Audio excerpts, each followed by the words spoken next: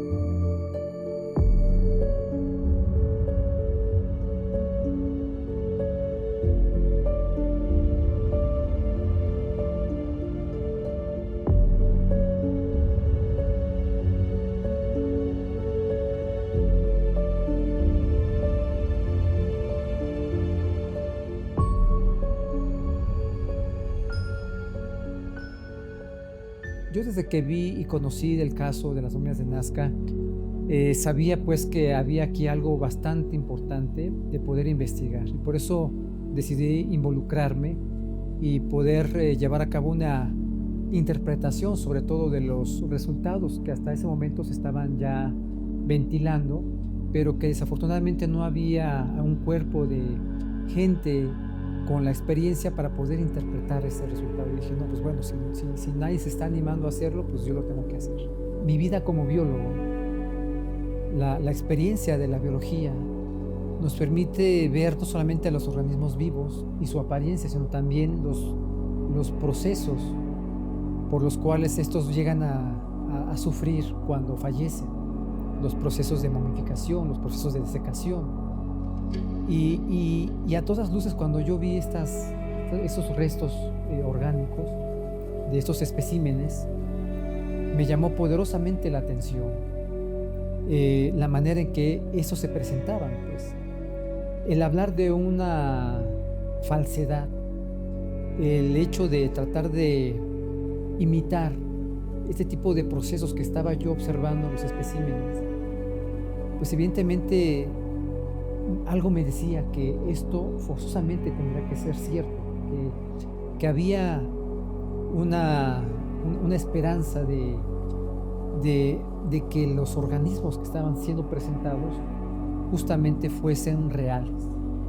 Y bajo esa premisa, pues yo dije, pues bueno, o sea, si existe la posibilidad de que estos organismos sean reales, yo creo que sí vale la pena poder llevar a cabo la interpretación y el análisis del ADN, que dicho de paso, pues es el estándar de oro a nivel internacional para la identificación de organismos, ya sean restos humanos o contemporáneos o restos antiguos. Entonces, si estábamos presente a una nueva especie, una especie diferente, pues las herramientas de la biología molecular nos iban a poder dar luz acerca de la realidad de estas entidades. Y bajo ese precepto, pues bueno, fue que empezamos a llevar a cabo el análisis y el estudio de las secuencias que se habían obtenido, de las muestras de tejido que se habían aislado el ADN y que se había llevado a cabo un proceso de secuenciación masiva, que dicho de paso, pues es la tecnología de punta y la tecnología más apropiada para analizar ADN antiguo, ADN de restos óseos como los que estábamos en este momento intentando esclarecer su identidad y su origen. La secuenciación masiva da origen a pequeños o cortos segmentos de 150 nucleótidos de largo, ¿sí? Pero de estos 150 nucleótidos de largo se generaron más de 600 millones de secuencias. Entonces esto nos permitió llevar a cabo pues una comparación con los organismos vivos que actualmente ya han sido secuenciados. Actualmente en el GenBank existen más de 700,000 organismos secuenciados, ¿sí? Se estima que hay aproximadamente unos 7 millones de especies en el planeta Tierra, ¿sí? Obviamente no todos han sido secuenciados, pero al menos sí se han secuenciado al menos un organismo de todas las taxas conocidas. Llámense virus, bacterias, hongos, plantas, animales, etc. ¿Sí? Entonces, con este banco de datos de la información que se tienen de los genomas de los seres vivos conocidos en la Tierra, es entonces que se lleva a cabo el proceso de comparación, pues para poder tratar de identificar este organismo a qué cosas pertenece. Una de las hipótesis que estaba en el tintero en ese entonces es de que estas momias habían sido armadas.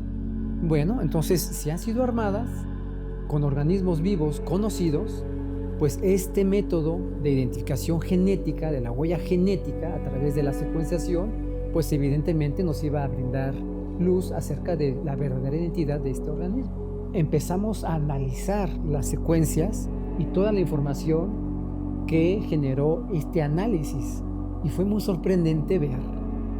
O sea, yo me tuve que parar, me tuve que ir a bañar, me fui a bañar, tuve que decir, no, a ver, espérate, estoy alucinando, seguramente vi algo que no estoy bien, se equivocó a lo mejor el software del análisis, esto no puede ser. Y ya una vez que dije, pues bueno, pues vamos a entrarle a revisarlo a fondo, pues nos dimos cuenta de que el análisis estaba correcto y lo que este análisis estaba encontrando fue algo chocante para mí, porque obviamente estaba rompiendo paradigmas en la interpretación y la información de lo que hasta ahora conocíamos de los seres vivos. ¿Qué encontré ahí?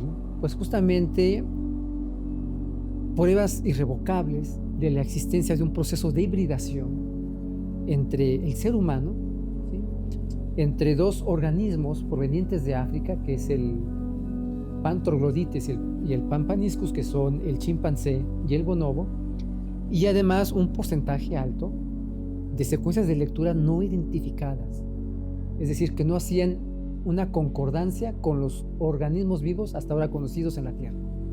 De manera paralela, otra investigadora canadiense, Alina Hardy, lo que hizo ella fue hacer un análisis de las secuencias que codifican el DNA mitocondrial. Pudo encontrar que el haplotipo del DNA mitocondrial es un haplotipo que solamente existe en las islas de Myanmar. No existe en ningún otro lugar.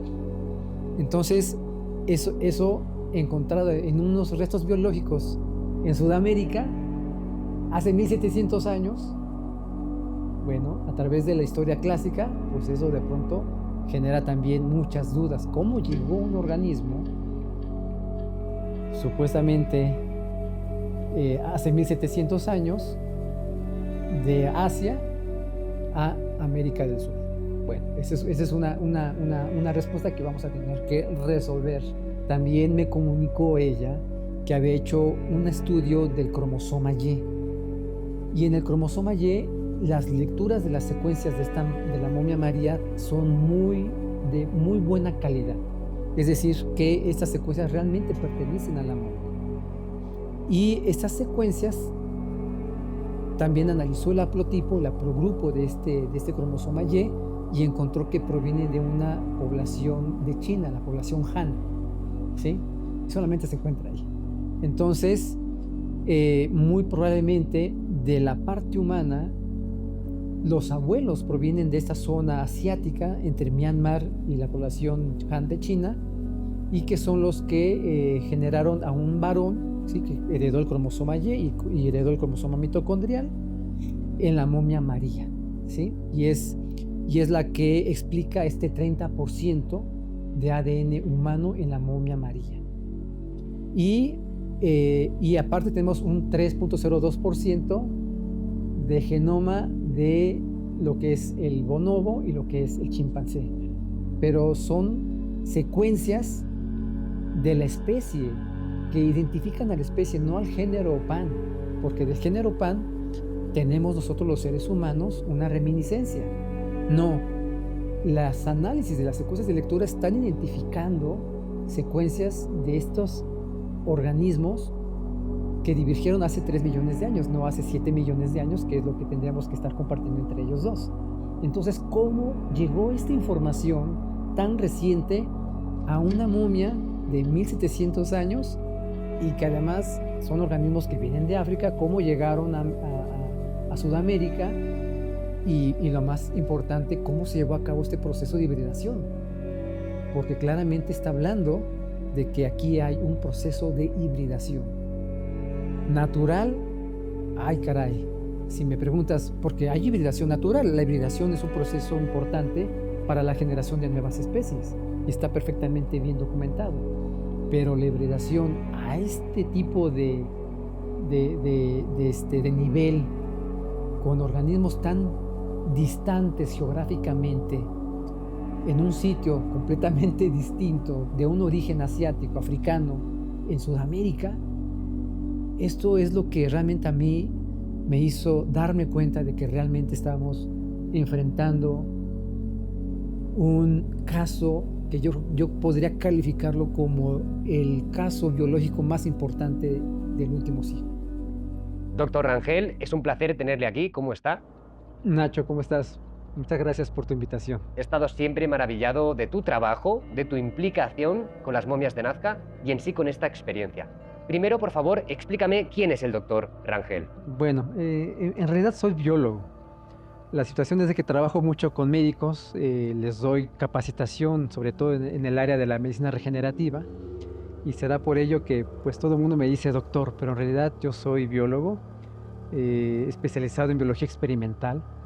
Tuve la fortuna pues de trabajar en 1997 con una de las entidades científicas más importantes en el país en el área de la inmunogenética y la histocompatibilidad, la doctora Clara Gorodetzky, que desafortunadamente hace unos meses falleció, pero dejó un legado impresionante, muy importante en el país y en Latinoamérica, con respecto al estudio pues, del trasplante de las células progenitoras hematopoyéticas, estas células que se obtienen de la médula ósea y que son el único recurso terapéutico para muchas personas que están sufriendo de leucemia. Y posteriormente en Guadalajara, por ahí del año 2002-2003, tuve la oportunidad de desarrollar un área de la medicina muy interesante, que es el uso de las células madre mesenquimales, que son células madre adultas y que se están aplicando para una gran cantidad de patologías crónico-degenerativas y autoinmunes. Y posteriormente estuvimos desarrollando pues lo que sería la medicina regenerativa 2.0, que es el uso ya del secretoma, es decir, ya no usar a las células, sino lo que está secretando, y los mediadores moleculares que están permitiendo llevar a cabo los mismos procesos, pero sin la célula. Entonces eso ha generado pues unas grandes ventajas terapéuticas para el uso de este tipo de procedimientos. Me parece increíble. Usted tiene una patente, podríamos llamarlo algún tipo de tejido o biotejido. Así es, sí, es un constructo de ingeniería tisular que permite la restauración completa de la piel en heridas muy cruentas, en heridas que se pueden ver hasta el hueso. Es decir, abierto. Abierto completamente. Y Sí. con lo que ha desarrollado puede cerrar, y esto Ujú. es muy efectivo para las personas realmente. Sí, sí, sí, sobre todo en pacientes que han sufrido de diabetes. Una Diabetes. consecuencia de la diabetes es el pie diabético. Estas personas que sufren esta enfermedad se ven muy comprometidas en su vascularidad, es decir, los vasos sanguíneos dejan de funcionar de manera apropiada y esto no permite darle la nutrición y la oxigenación al tejido y comienza a morir. Y aparte también hay un compromiso neuronal, hay las famosas neuropatías, en donde el paciente deja de sentir.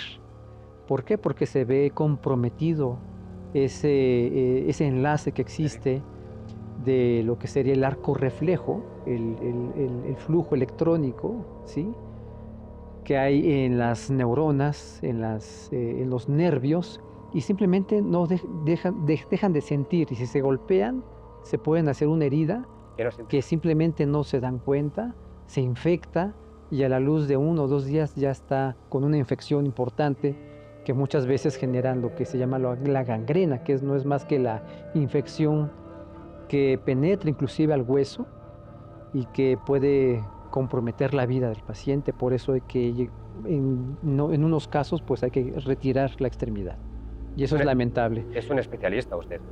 No, bueno, déjame decir, bueno, te agradezco mucho. La verdad es que cuando uno sufre esto en la familia, que fue la experiencia que yo tuve con mi abuela, pues te cambia la vida, pues, ¿no? Porque de pronto de ver a alguien jovial y feliz, ver perder sus extremidades, pues, y eso de chiquito, pues te cambia completamente la vida, ¿no? Entonces eso me motivó muchísimo, pues. Me gustaría mencionar eso. y concienciar a las personas que muchas veces no somos conscientes de la suerte que tenemos de estar sanos, pero que en el mundo hay muchas personas que están enfermas, y son muchas más personas enfermas.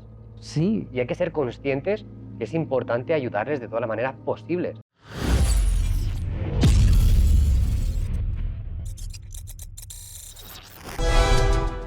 San Televisión, buena televisión.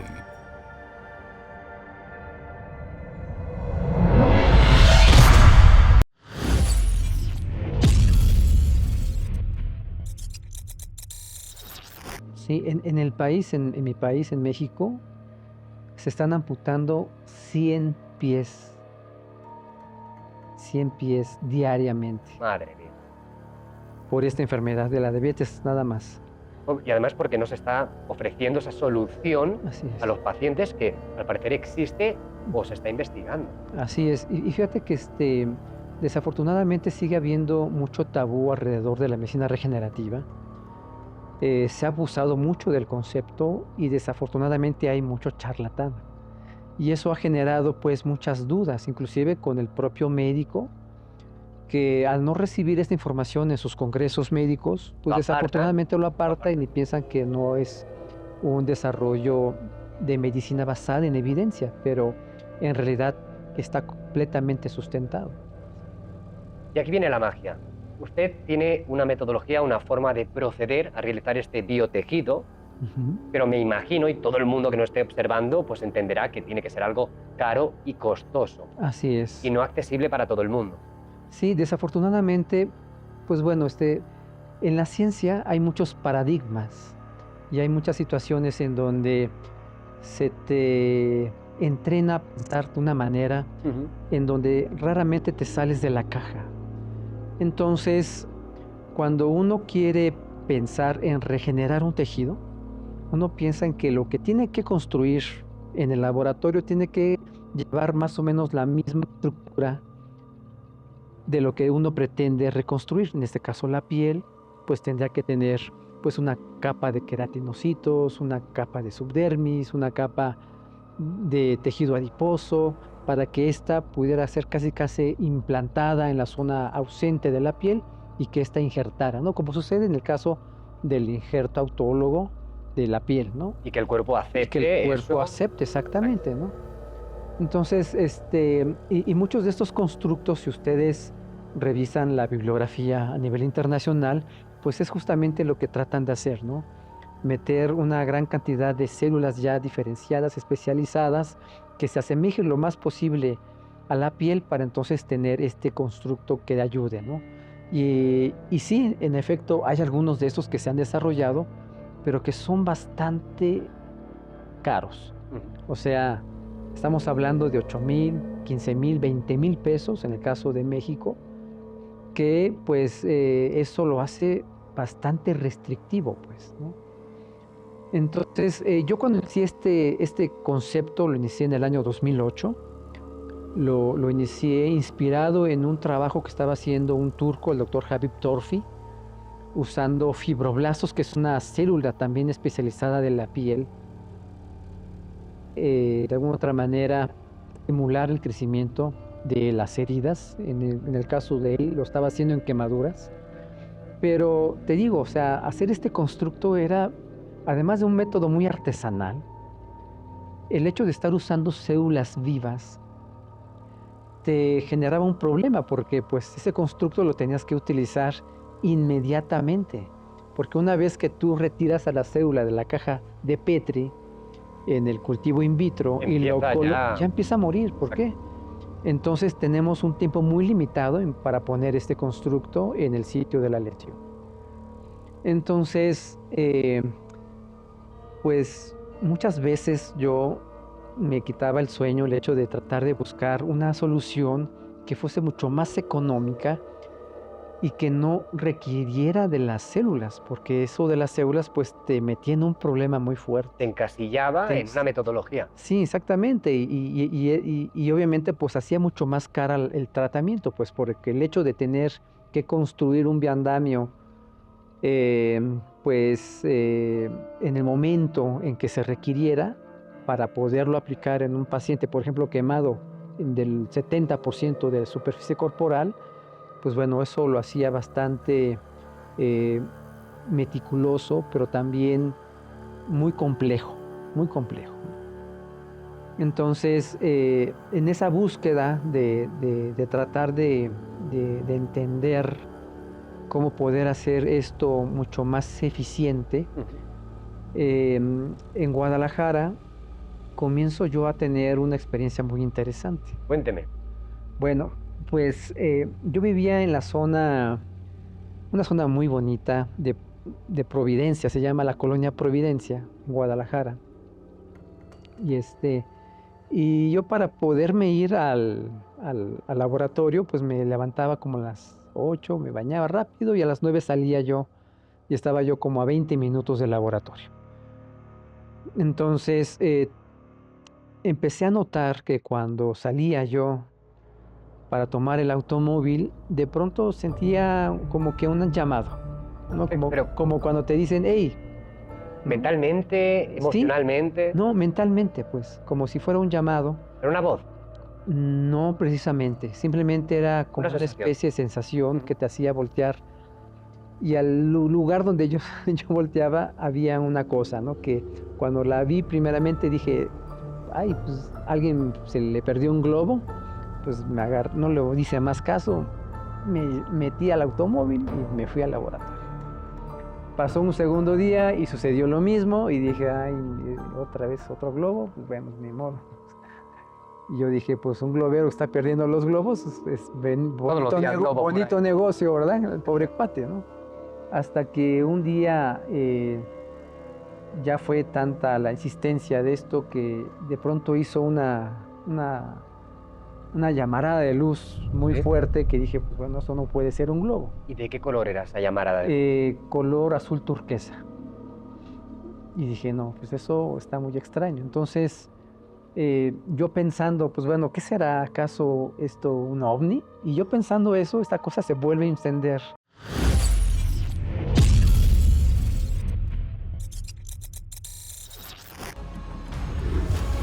Canal 3.3.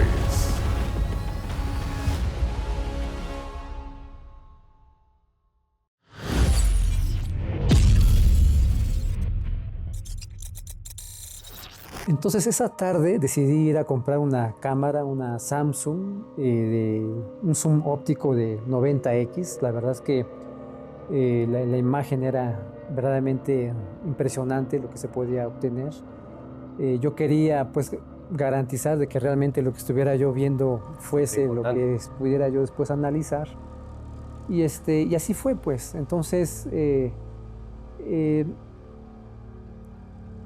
eso fue por ahí de un jueves, y después llegó un fin de semana y tenía yo que ir con un veterinario a una zona muy cercana a una reserva que existe ahí cerca en Guadalajara. Y, y justamente en la mañana me citó, llegué muy temprano y dije, "Uy, no, ¿y ahora qué hago? ¿No? Pues me pongo aquí a ver qué veo, ¿no?".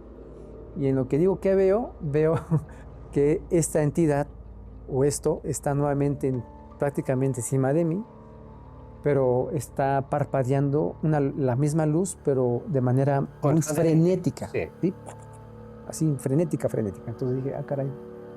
Pues bueno, pues lo empiezo a grabar. Y grabé esa ocasión como 2 o 3 videos. Y pues bueno, decido compartirlos porque dije, pues bueno, ¿qué hago yo con esto? Pues voy a compartirlo en YouTube.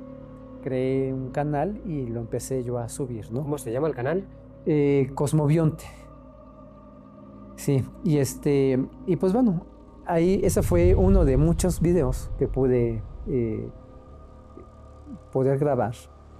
Y pues bueno, posteriormente, conforme empezó a pasar el tiempo, empecé a tener más evidencias cada vez más cercanas.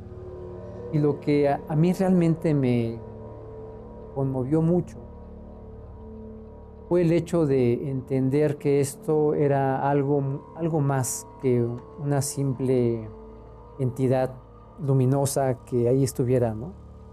Porque una noche, sueño yo, esta entidad me dice exactamente a dónde debo de ir para poderla grabar.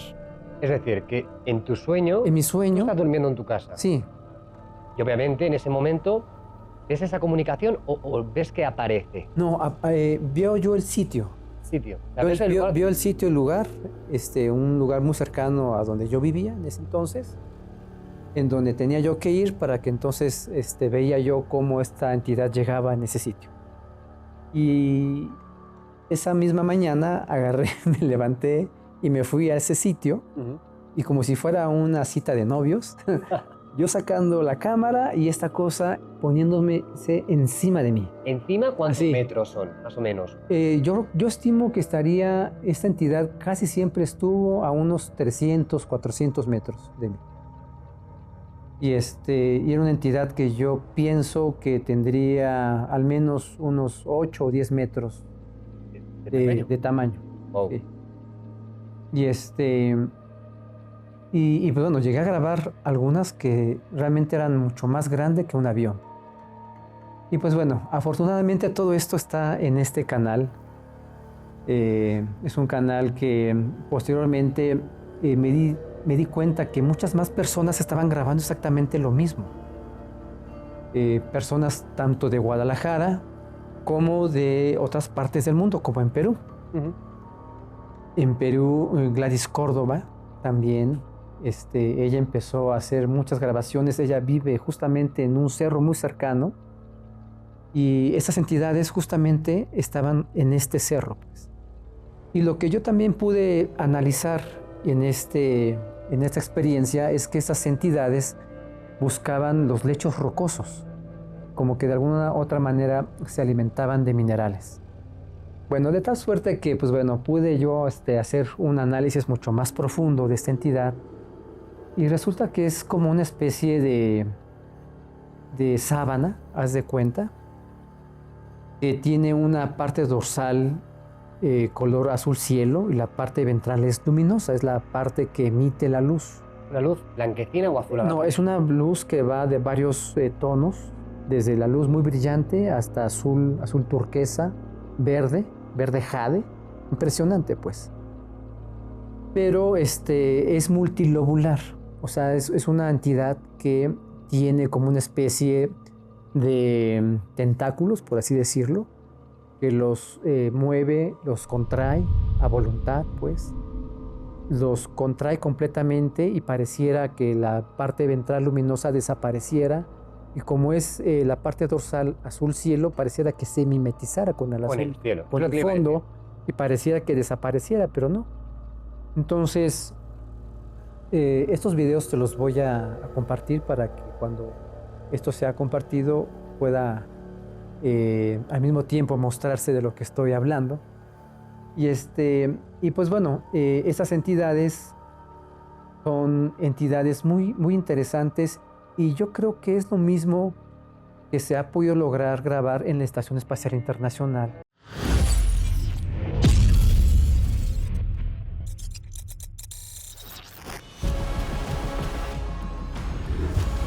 Canal 3.3. Maussan Televisión.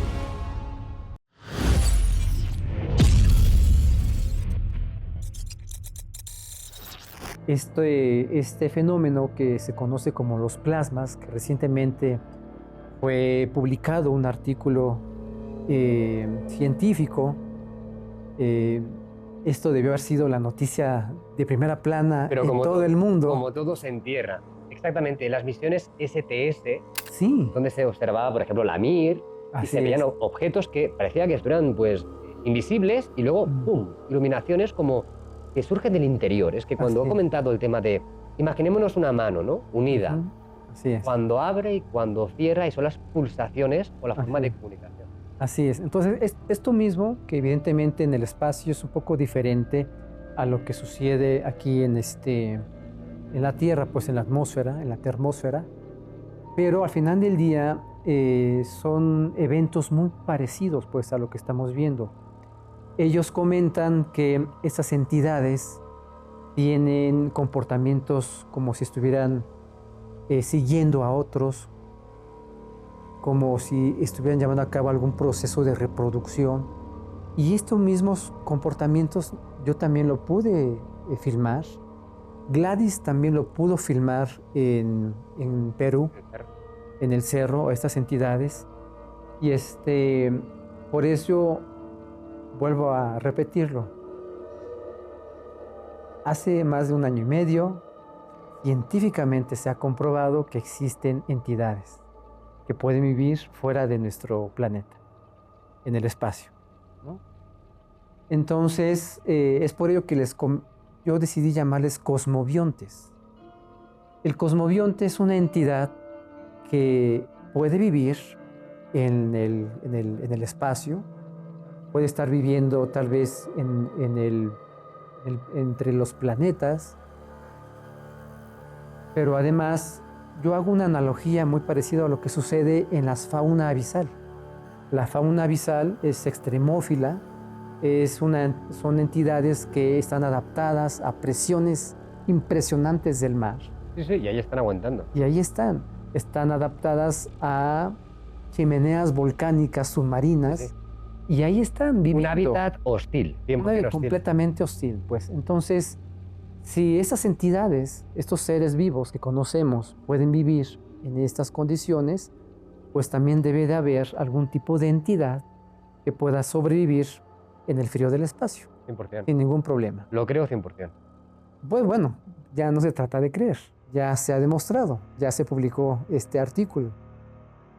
Te digo, es que no sé por qué no fue la noticia de Yo he leído primera varios plana. artículos sobre este tipo de existencia biológica. Bueno. Pero al final se entierra todo. Bueno, se entierra, pero pues bueno, este artículo a mí me motivó a estar aquí, platicando esta experiencia, pues, porque al final del día yo creo que mientras cada uno de nosotros nos vayamos sacudiendo de estos temores que al final del día se van convirtiendo en ciencia, pues bueno, yo creo que al final del día, junto con lo que está ocurriendo con el fenómeno ovni extraterrestre, pues bueno, yo creo que es el momento ideal de poder alzar la voz y platicar las experiencias. Yo estoy seguro que no soy el único que le estará pasando esto. Muchísimas personas. Muchas personas lo están viviendo y muchas personas de ciencia.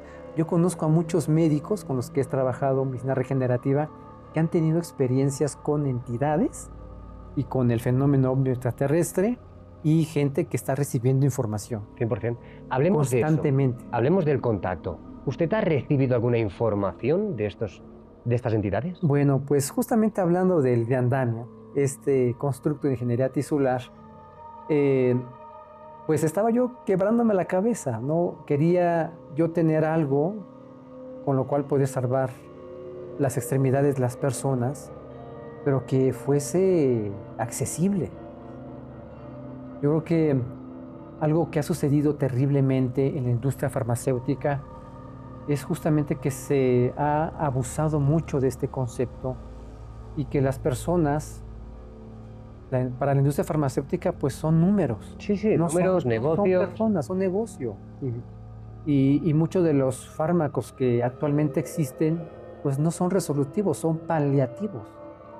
Es más, ese fármaco que te La dependencia constante. exactamente, pues te terminan dañando el hígado, el riñón y terminas no muriéndote de tu diabetes, pero sí de una insuficiencia renal. Sí, sí. Y es terriblemente absurdo. Entonces, y no te soluciona nada.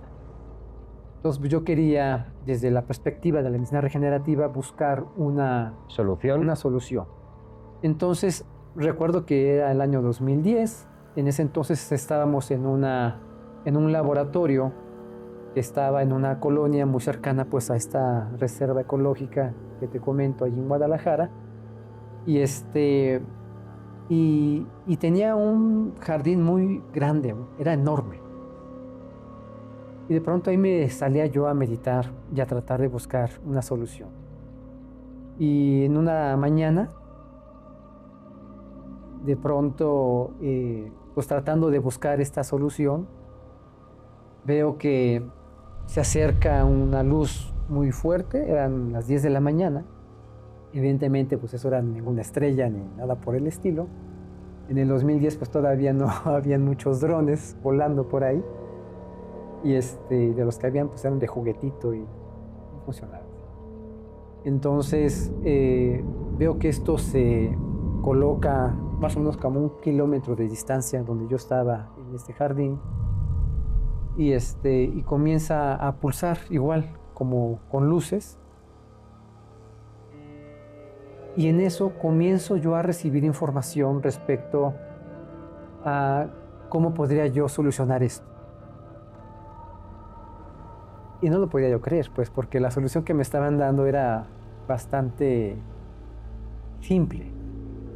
Dije, no es posible. O sea, los científicos tardamos 5 años en la carrera, después hacemos los que pueden tener tiempo, 2 años de maestría, 2 de doctorado, se queman las pestañas comiéndose libros, comiéndose técnicas, comiéndose un montón de cosas, como para que estos estuvieran diciéndome esta barbaridad, ¿no? Decía yo, ¿qué sentido tiene? Pero entre que obtenía esa información, dije, pues bueno, pues voy a probarlo, voy a hacerlo, ¿no? Y al día siguiente compré lo que se me había dicho para poderlo hacer. No me costó más de 40 pesos. ¡Wow! Y hicimos el constructo y cosas muy extrañas que también suceden. En ese momento llega un paciente con pie diabético con una herida, una úlcera. Dije, caray, ¿quién me lo mandó? Era como el destino, ¿no? Y lo empezamos a probar con él y fue algo chocante ver cómo es que una herida tan cruenta y con tanto daño en menos de 15 días estaba completamente resuelta. Y no estoy diciendo que se formó una cicatriz. No, como que se regeneró la piel. ¡Qué maravilla! Completamente. Cuando nosotros nos cortamos o tenemos una situación, por ejemplo, como una quemadura, lo que se genera es una cicatriz queloide, pues. Y esta cicatriz es un tejido fibrótico que no tiene la estructura de la piel, evidentemente. Muchas veces ni siquiera tiene sensibilidad, no crece pelo, no crecen glándulas sudoríparas. Como un callo, ¿no? Es Algo... como un callo, es un tejido burdo que se hace ahí pues nada más para proteger que no entre más patógenos externos y salvar la vida. Pero ya no tienes funcionalidad. Y lo que se logró con este bioandamio es justamente regenerar completamente la piel. Entonces, pues empezamos a hacer varios estudios. Obviamente empezamos a hacer estudios preclínicos con animales, en cerdos. Este estudio se publica, los veterinarios observan que es muy eficiente, regenerando la quemadura que se le inducía a los cerditos. Y posteriormente ellos mismos nos piden utilizar el viandamio en un perrito que tiene una quemadura en toda su parte dorsal. Y usando este viandamio, en menos de 3 meses logramos recuperar completamente toda la cobertura de su piel con su pelo. Entonces, pues bueno, esto nos ha permitido llevar a cabo más investigación, pero aquí lo más importante es esta experiencia, la experiencia de haber obtenido esta información con un ingrediente que apenas estábamos entendiendo de lo que son los exosomas. En el 2010 apenas estaban entendiendo qué cosa y para qué eran esos exosomas. ¿Cómo? Digo, yo no soy tan inteligente como para haber sabido, pues, Esa alternativa. que en ese medio condicionado en donde se tenía en crecimiento a las células estaban estos exosomas con los mensajeros moleculares apropiados para poder inducir la regeneración celular de manera eficiente como lo estamos haciendo ahora con estos constructos. Entonces, seguramente muchas veces cuando hemos estado nosotros meditando muchas cosas y tratando de resolver cosas, de pronto decimos, eureka. Pero ese eureka, ¿realmente de dónde viene? Es algo que se nos está entregando. Y ahora con todo esto que está sucediendo con el fenómeno WAP extraterrestre y que evidentemente muchas personas que han estado en contacto con la ingeniería inversa, pues de alguna otra manera se correlaciona también mucho esto, pues porque muchos de los adelantos actuales científicos y tecnológicos de los cuales actualmente goza la humanidad, pues realmente de dónde viene. Viene de ese más allá, estoy convencido. Seguramente. Doctor, quiero hacer una pregunta. ¿Usted cree que este mensaje vino de esa entidad? Sí, completamente.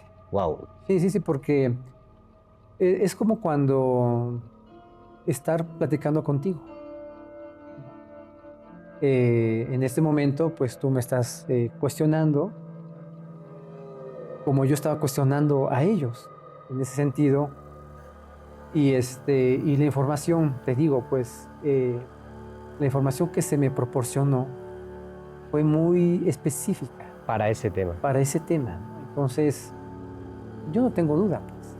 ¿Y cómo fue ese mensaje? ¿Fue una idea que se le apreció junto a la avistamiento? Haz de cuenta que estaba yo viendo la receta de cocina que te da tu abuelita. Wow.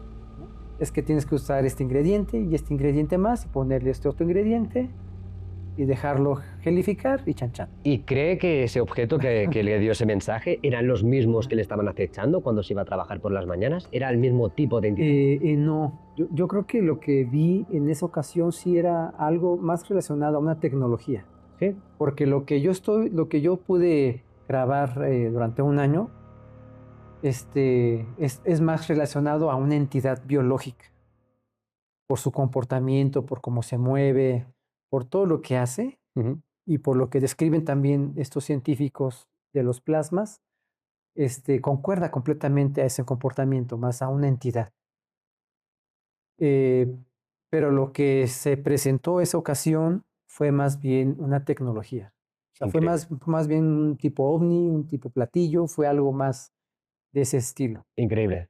Doctor, ha sido un auténtico placer escuchar su testimonio. Me encantaría que más doctores o más personas implicadas en los avances, tanto científicos, pero que sirven en el día a día, se mojasen y explicaran sus historias. Sí, yo creo que tenemos que... Mira, ninguno de nosotros tenemos la vida comprada. No sabemos en qué momento vamos a dejar de existir. Y si nos llevamos todo esto a la tumba, en vez de compartirlo, yo creo que eso va a sumar muchísimo, pues, porque Jaime estaba preocupado cuando fue la inauguración, comentaba, pues bueno, es que si nosotros fuéramos completamente abiertos y conscientes de esta realidad, podríamos mejorar muchas cosas. La humanidad mejoraría. Completamente, pues entonces yo creo que a la medida de que seamos más conscientes de que esto es una realidad, que estos son hechos, o sea, realmente son cosas que están sucediendo, pues.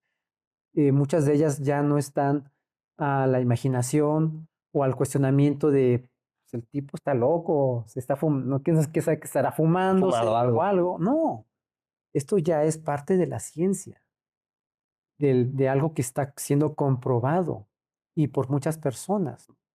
Entonces, en la medida en que nosotros compartamos todo esto, yo creo que vamos a seguir por el camino en donde podamos ser una mejor sociedad Exacto, y mejorando. y mejorando completamente.